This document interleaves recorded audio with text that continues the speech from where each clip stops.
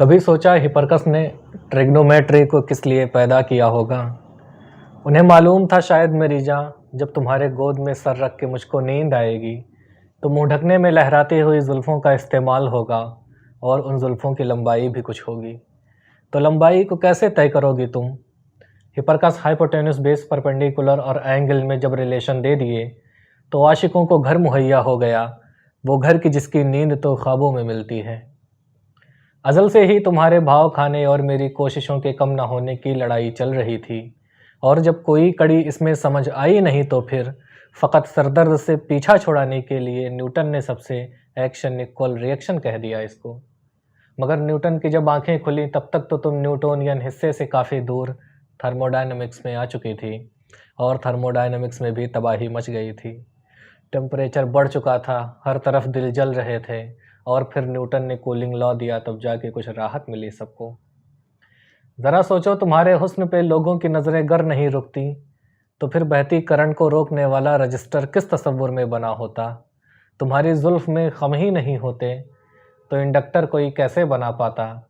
तो कैसे इतने सारे चार्ज को स्टोर करने के लिए कैपेसिटर बनता, अगर दुनिया तुम्हारी आँख में दिखती नहीं सबको?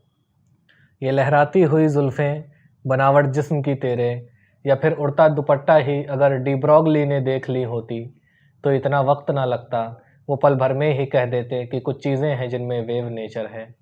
कभी सोचा कि गिरते सेब वाली खूबसूरत वादियों को छोड़ न्यूटन ऑप्टिक्स में क्यों चले आए?